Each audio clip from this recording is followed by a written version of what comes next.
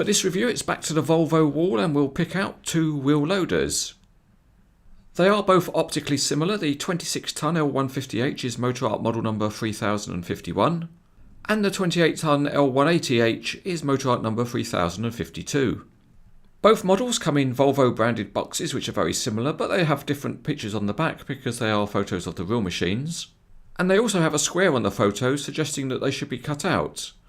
But if you want to keep the value of your model in the long term, definitely don't cut up the boxes. For this part of the review we'll open up the L150H, and to begin with the box is factory sealed. And inside we've got the typical Volvo style of interlocking plastic formers. These are also sealed with tape so you can either cut it off or spend hours trying to peel it off. With the tapes cut that should be it, so we can remove the top former. We can try and lift the model out, but sadly it won't come out. Unfortunately the model is fixed to the former with an awkward twist tie. And it's at times like this we can remember the person who invented twist ties, and we can also wish that they'd spent their time inventing something else.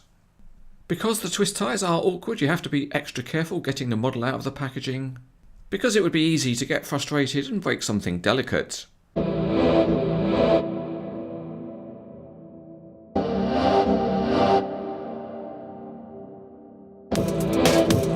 Apart from the buckets, the models are the same, so we'll look at the 180 for the detail.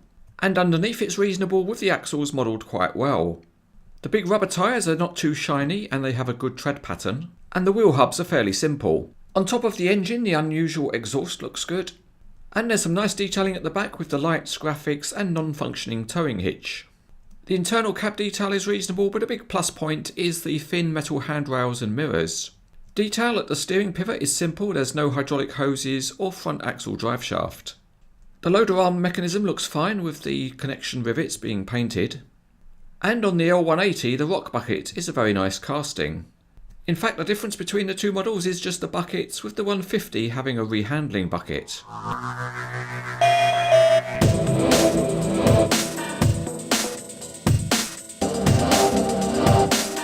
Here we are on the Cranes Etc test track, and the Volvo is a smooth rider. The rear axle has got a good degree of up and down oscillation. The front axle is fixed and the range of movement across the steering point is very good. However, the rams that control the steering are quite loose, so the front will swish from side to side, and when you push it along it will tend to steer its own path. Moving on to the bucket movement, and it is slightly different on each of the two models. Starting with the 150 you can set a good cut angle, and you can also set a moderate carry angle with the bucket lowered. The loader arm mechanism works quite well. The cylinders are quite stiff, so it will hold pretty much any pose you want to set. And both the lift height and the tilt angle are good. So overall the bucket movement on the 150H works very well. The 180H is fitted with a bigger rock bucket, and because of the slightly different geometry you can't really set a carry angle at all at the lower end of the range. The bucket can be raised to a realistic height, but again there is a problem with the tilt angle.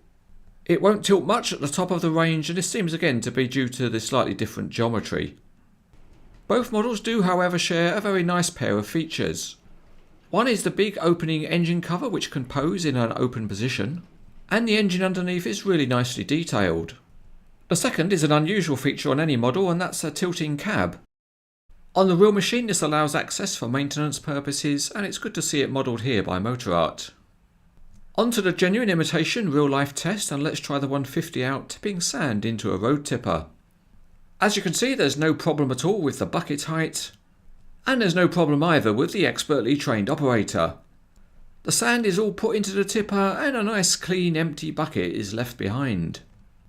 Let's now try a different operator on the 180, this time loading rocks into the tipper. The approach to the truck is fine. Well, that's a complete fail, because the idea is you're supposed to get the rocks into the tipper. Let's survey the wreckage. These people are supposed to be professionals.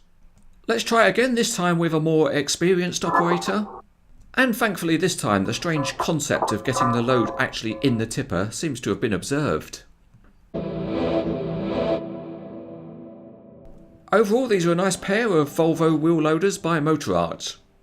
They are nicely made and well detailed, And most of the functionality is very good too. If you collect Volvo models, then these are highly recommended.